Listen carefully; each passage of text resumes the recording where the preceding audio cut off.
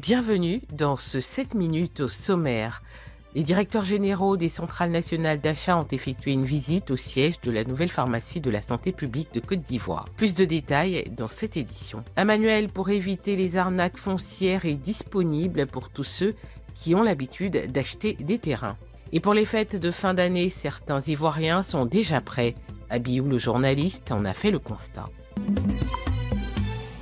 La nouvelle pharmacie de la santé publique Côte d'Ivoire, membre de l'Association africaine des centrales d'achat de médicaments essentiels, a accueilli 14 directeurs généraux des centrales nationales d'achat lors d'une visite à son siège à Abidjan. Une visite qui vise à renforcer la collaboration entre les centrales d'achat membres de la CAM, à échanger des expériences sur les meilleures pratiques en gestion, distribution et digitalisation.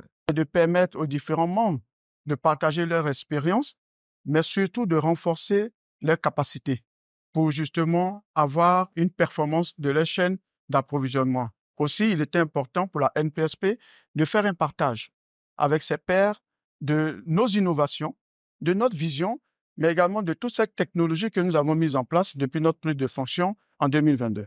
De son côté, Jean-Claude Dekalundou, président du bureau de l'Assemblée générale de la CAM, a salué l'importance de cette visite qu'il a qualifiée d'opportunité pour imprégner les bonnes pratiques de la nouvelle PSP, un modèle d'excellence pour l'Afrique. La nouvelle PSP, avec son staff, peut servir déjà de masse critique pour notre association et pour notre direction exécutive, mais aussi pour notre centre de formation et d'expertise des centrales d'approvisionnement en médicaments de la chaîne d'approvisionnement basée à Ouagadougou. Créée en 2013 dans le cadre de la réforme du système de la santé publique, la nouvelle pharmacie de la santé publique est la centrale d'achat de médicaments essentiels de la Côte d'Ivoire. Elle bénéficie du monopole de la distribution des produits pharmaceutiques aux établissements sanitaires publics et parapublics sur le territoire ivoirien.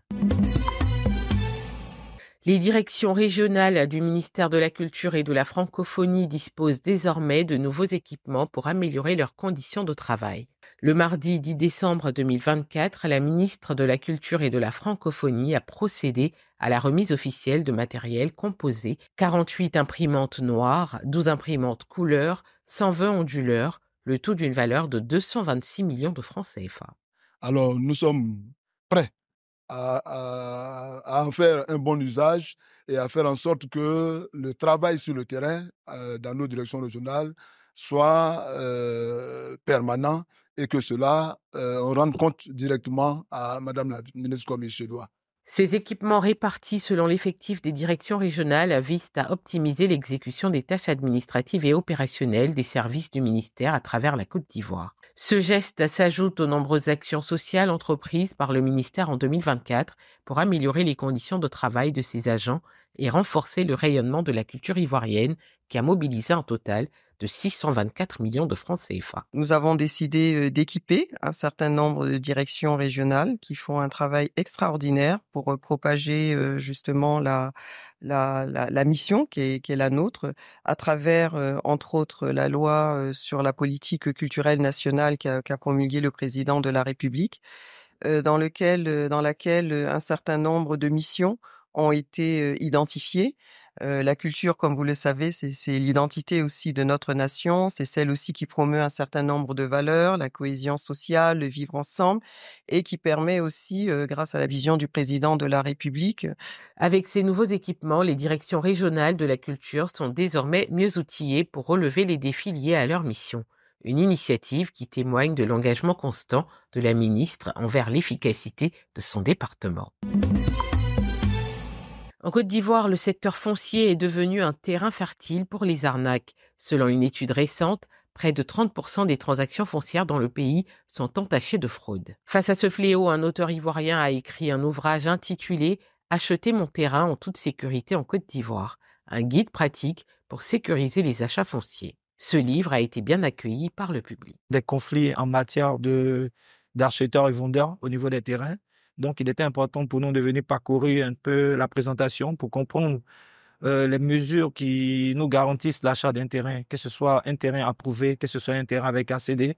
Il est important de se documenter pour ne pas tomber un peu dans les mailles de certaines personnes. Alors, quand j'ai parcouru ce livre, j'ai découvert que non seulement c'est un document instructeur, c'est un document formateur, mais de par ce livre, on n'a plus besoin d'assistance personnelle physique d'un avocat. Spécialiste du droit foncier et immobilier, Maître Alou Nobel, à travers cet ouvrage, propose un éclairage pratique et accessible sur les rouages légaux de l'achat de terrain en Côte d'Ivoire. Acheter un terrain en toute sécurité en Côte d'Ivoire détaille les démarches à suivre pour éviter les pièges du marché foncier.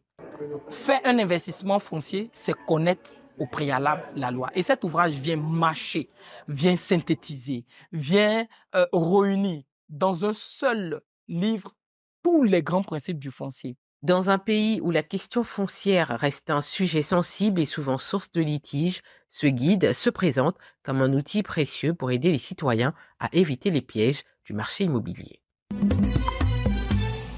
L'excitation monte déjà en Côte d'Ivoire à l'approche des fêtes de fin d'année. Entre Noël 2024 et l'entrée en 2025, les Ivoiriens prévoient de nombreux programmes pour en profiter. J'ai prévu des cadeaux pour mes enfants, ceux qui sont à l'école à Abidjan et ceux qui sont à l'intérieur qui vont arriver bientôt.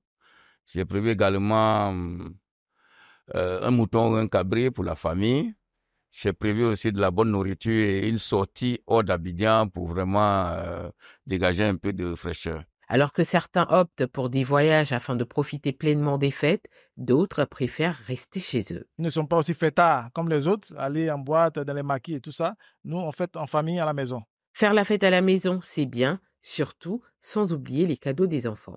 Pour les enfants, on va leur offrir des repas, on va acheter des livres religieux et puis les emmener dans des endroits où on va se retrouver en famille pour partager aussi le repas. C'est dans la continuité, voilà.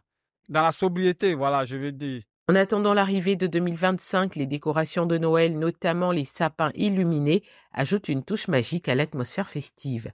Les Ivoiriens sont prêts à accueillir la nouvelle année dans la joie et la convivialité. Voilà qui met fin à cette édition. Merci de nous avoir suivis. L'information se poursuit sur cette info et sur www.cetinfo.ci.